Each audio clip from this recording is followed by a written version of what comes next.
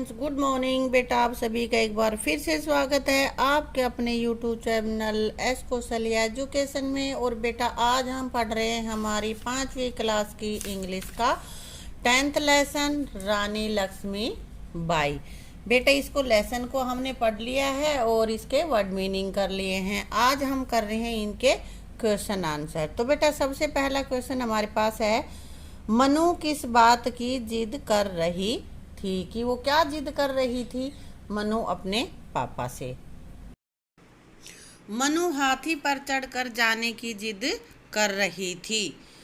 पिता द्वारा भाग्य की बात कही जाने पर मनु ने अपने पिता को क्या जवाब दिया? जब उसके पिता ने कहा कि तेरे भाग्य में हाथी नहीं है, तो क्या कहा मनु ने? मनु ने जवाब दिया, आपको क्या मालूम, मेरे भाग्य में तो 10-10 हाथियों की सवारी लिखी है। अगला क्वेश्चन बेटा, मनु ने गुड्डे गुड़ियों के विवाह में सम्मिलित न होने का क्या कारण बताया? जब उसकी सखी चंपा ने कहा ना गुड्डे गुड़ियों का ब्याह कर रहे हैं तो तू वर पक्ष में शामिल होगी या वधु पक्ष में, तो मनु ने क्या जवाब दिया? मनु ने कहा, मैं किसी और भी शामिल नहीं होंगी, मुझे और कहीं जाना है। मैं नाना साहब के साथ तलवार चलाना सीख रही हूँ। उसने कहा कि मेरे पास तुम्हारे इन कामों के लिए टाइम नहीं है, मैं तो तलवार चलाना सीख रही हूँ। अगला क्वेश्चन है, मनुबाई अस्त्र शस्त्र चलाना क्यों सीख रही थी? क्यों सीख रही थी बेटा? क्योंकि उसकी सोच थी कि पुरुषों की तरह स्त्रियों को भी देश की रक्षा करनी चाहिए। ठीक है। मनुबाई चंपा को क्या सीखने के लिए कहती थी और क्यों? मनुबाई चंपा को अस्त्र शस्त्र चलाना सीखने के लिए कहती थी ताकि समय आने पर वह शत्रुओं का सामना कर सके। अगला क्वेश्चन बेटा, चंपा और मनुबाई के रास्ते अलग अलग कैसे थे? चंपा तो गुड्डे गुड़ियों के खेल में रुचि रखती थी, जबकि मनुबाई अस्त्र शस्त्र चलाना सीख रही थी, इसलिए उनके रास्ते अलग अलग थे। अगला क्वेश्चन बेटा, घायल मनुबाई ने सखी सुंदरी से क्या कहा? क्या कहा था? घायल मनुबाई ने सखी सुंदरी से कहा, सुंदर, मेरा कर्तव्य पूर्ण हुआ, आज तुम दामोदर राव की रक्षा करना, चलती हूँ, अब मुझे संभालो, आओ जल्दी आओ।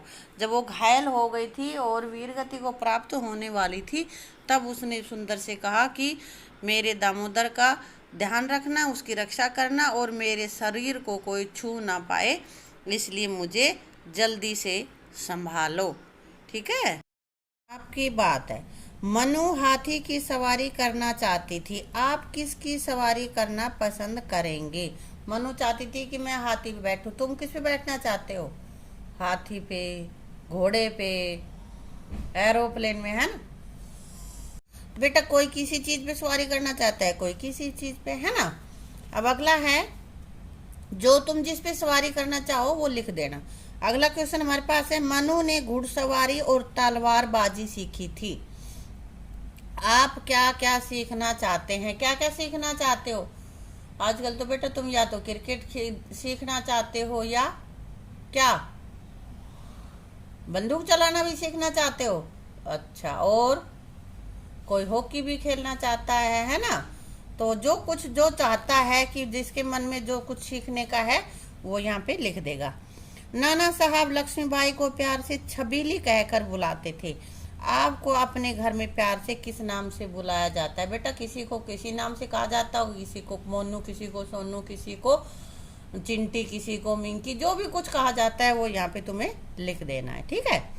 आगे है, लक्ष्मीबाई स्वतंत्रता संग्राम में लड़ी थी। जब हमारा भारत देश 1947 से पहले बेटा आज़ाद नहीं था, परतंत्र था, अंग्रेजों के अधीन था, और सन 1947 में इसको आज़ादी मिली थी। और ये आज़ादी यूं ही नहीं मिल गई थी, बहुत सारे हमारे योद्धा थे, हमारे शूरवीरों ने अपनी जान की बाजी लगाई, तब कहीं जाकर हमें आज़ादी मिली थी।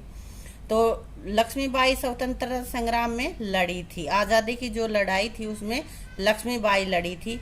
और कौन कौन से वीर या वीरांगनाएं आज़ादी के लिए लड़े थे उनके बारे में जाने। तो बेटा कुछ नाम बता देती हूँ, सारे तो बहुत सारे हैं।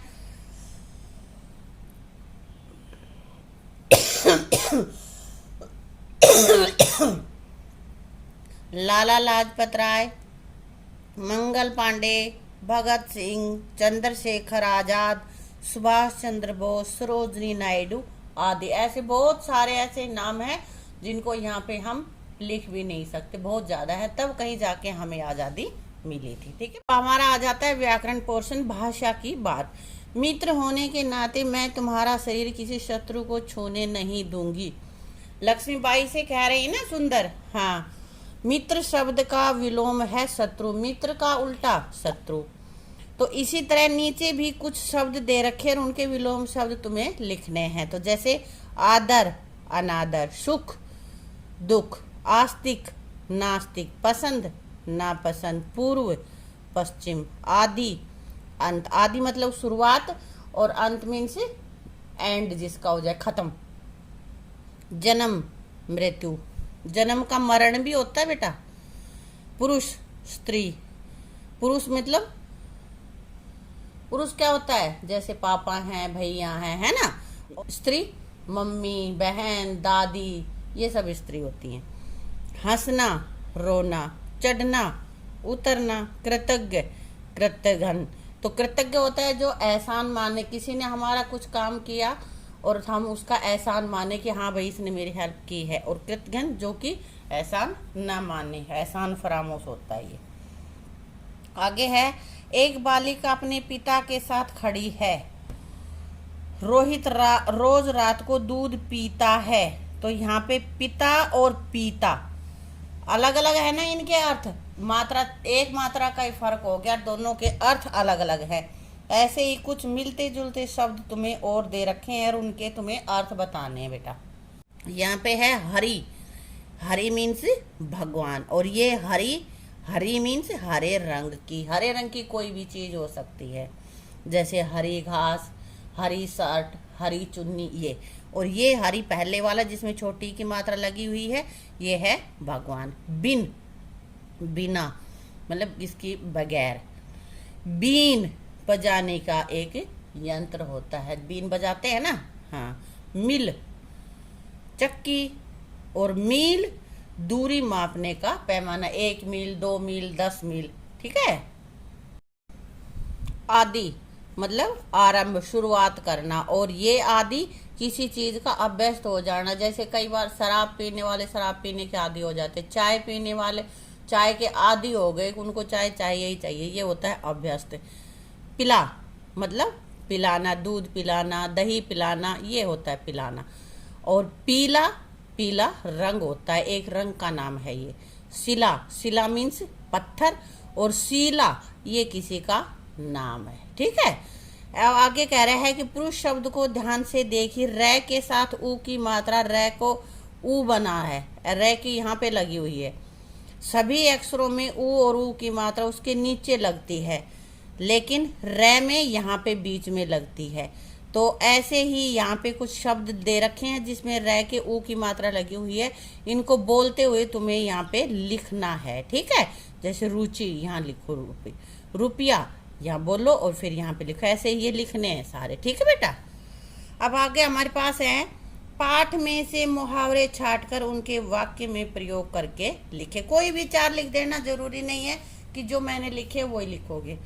मैंने यहाँ पे लिखा है, 4 चांद लगाना, शोभा बढ़ाना। आपके आने से इस सभा को 4 चांद लग गए, या हमारे मुख्य अतिथि के आने से हमारे प्रोग्राम में 4 चांद लग गए।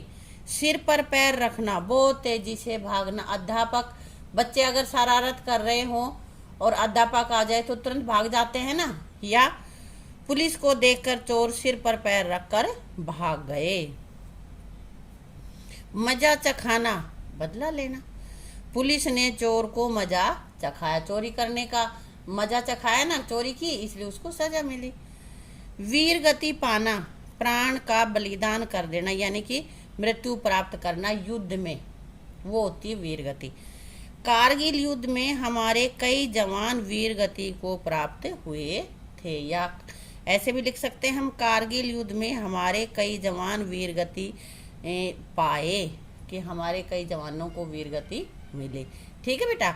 तो इसके साथ ही हमारा चैप्टर कंप्लीट हो जाता है। इसको आप अच्छे से समझ लेना और ये जो भी व्याकरण पोर्शन यहाँ पे है उसको अपनी नोटबुक में लिखना और लर्न करना। ठीक है, थैंक यू।